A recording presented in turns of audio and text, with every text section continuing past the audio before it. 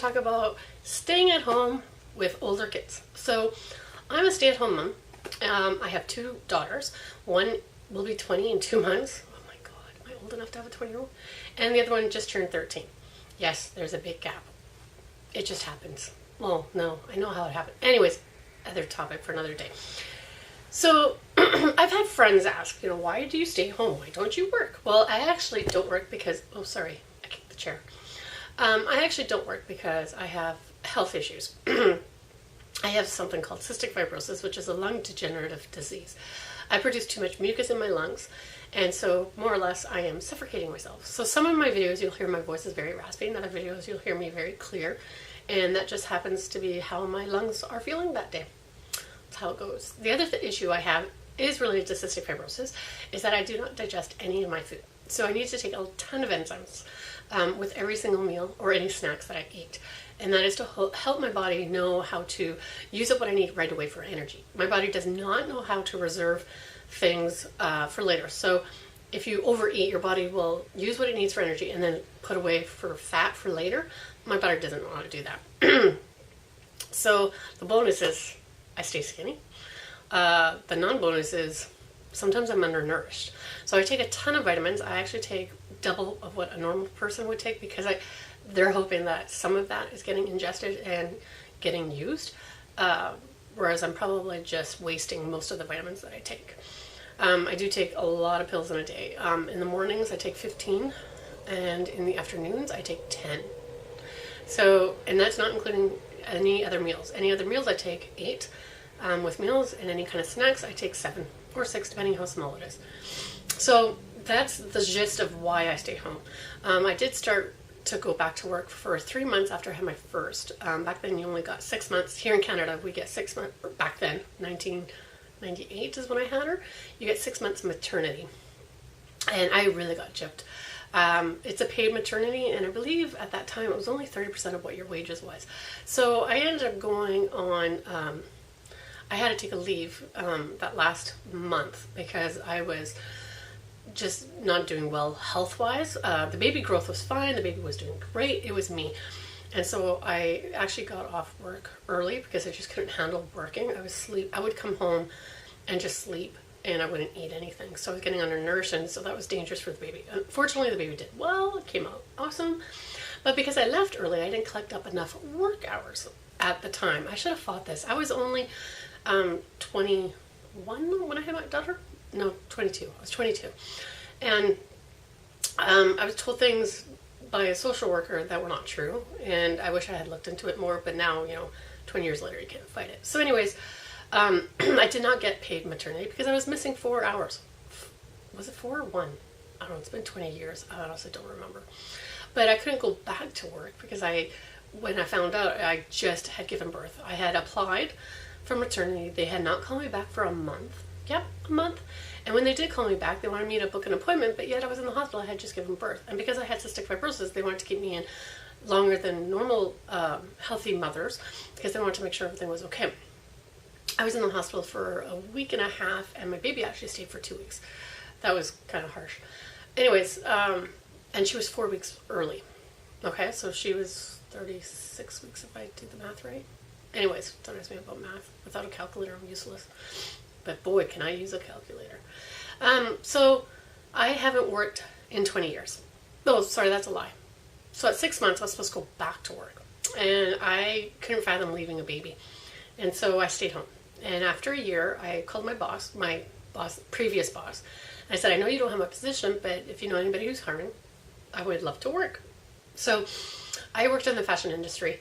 And nothing, glorious or anything, but I did the patterns.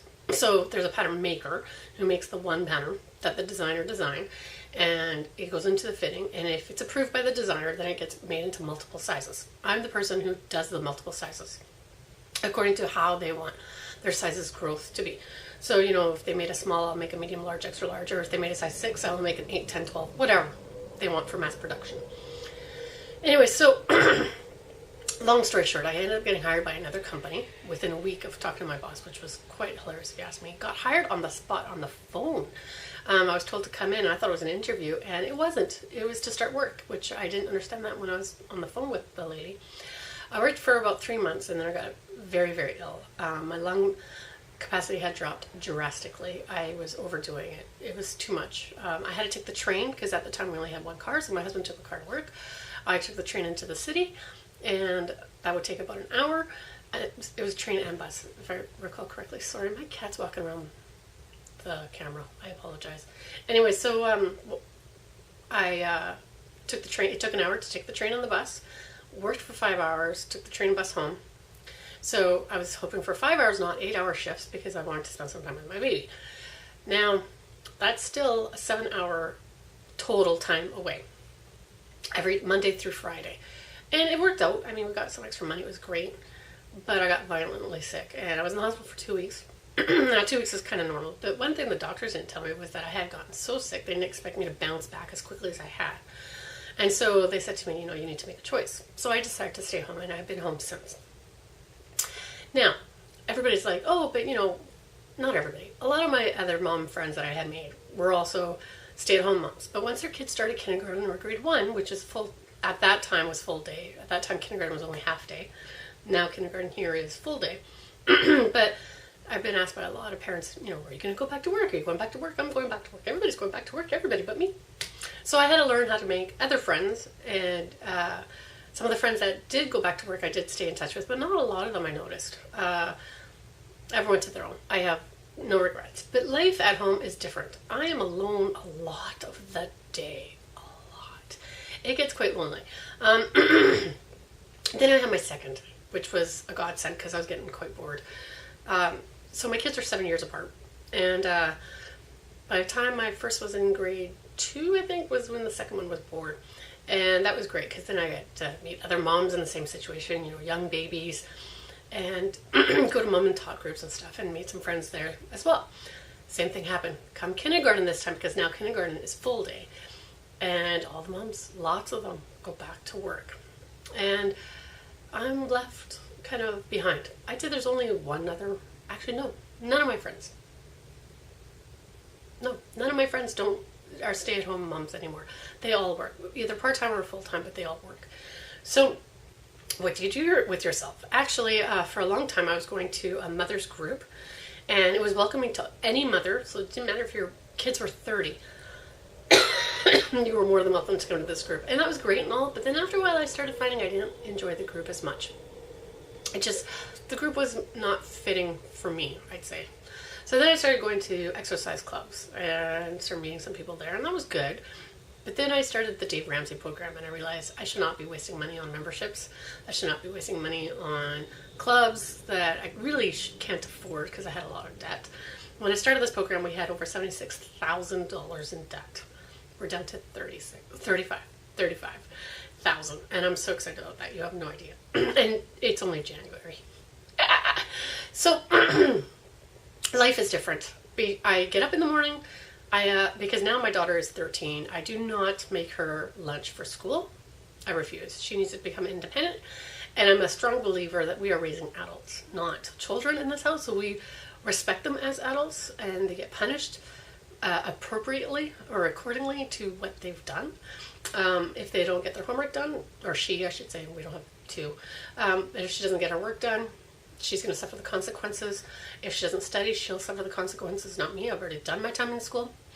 So my daughter makes her own lunch, gets herself completely ready. I do not wake her up in the mornings. If she does not wake up, I just sit around and have a cup of coffee. She is responsible for getting herself up in the mornings, making her breakfast and her lunch. What I do is I drive her to school. School's a little bit further away. It's still kind of dark in the mornings, and sometimes if the weather's not good, it can be dark in the afternoons. So I don't really want her taking the SkyTrain. We do have a train that's only 2 blocks from home, and the SkyTrain's also 2 or 3 blocks from school. And not summer, no school in the summer, but between April and June, she took the train. I would love for that to happen again. So we'll see if that happens this year. But right now, January, February, not going to happen. March, there's only 2 weeks of school because we have 2 weeks of spring break. So I don't want to buy a month pass to only be used for 2 weeks. Doesn't make sense financially. I figure out I can buy the month pass because all the times that I'm driving her to school, I'm filling the gas tank, and it's cheaper for me to buy her a student month bus pass than to fill my tank. Kind of works out. Anyways, so between 8:30, by the time I get home, it's about 8:30 in the morning, and I leave at 2:45 in the afternoon. I have the whole day to myself. So what do I do with myself? Well, there's been a few things. I exercise, which I hate, I have to say. I hate. I don't like exercise. I shower. I like to get cleaned up sometimes. I do laundry once a week. I clean the house once a week. Now you're like, once a week? Really?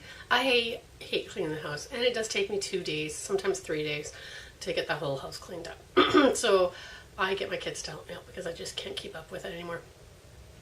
Do the dishes. That's always something that needs to be done. I meal plan. I make these videos. And, excuse me, I also work on the budget and banking and all of that. So that's what I do.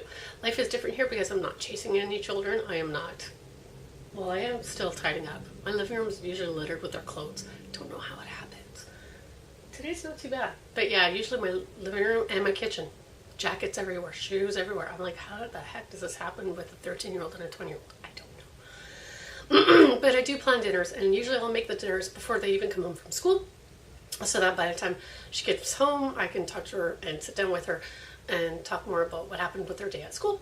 So that is pretty much the difference. It's very lonely. I do try to meet up with some people at lunchtime. Doesn't happen often. I do have a couple of friends who work part-time, so I can meet up with them. And yeah, try to do that. What do you do with your days? I would love to know. Maybe I can get some ideas. Actually, my life sounds really boring, doesn't it? Yeah, really boring. Oh, after schools. That's when we're busy. Mondays and Tuesdays we don't have anything to do. Yes. And Fridays. Fridays I usually keep blank. Right now, Wednesdays, my youngest has Sunday school on Wednesday nights, and then on Thursday she has musical theater, which is a 3-hour program, so I just drop her off, pick her up 3 hours later, and she's usually hungry for dinner again. Yeah, so she'll eat at dinner like at 3:30 or 4 on Thursdays, and then again at 8:30, because it's just way too early, and they do a lot of musical theater, which is awesome. I totally recommend it. Anyways, just wanted to say hi, let you know what mom's life at home with grown kids, well, not grown, but bigger kids feels like. Talk to you soon. Don't forget that you can subscribe right here by hitting on that little piggy, and also YouTube will select this video just for you to watch, and here's a playlist that you can watch of mine as well. We will talk to you soon.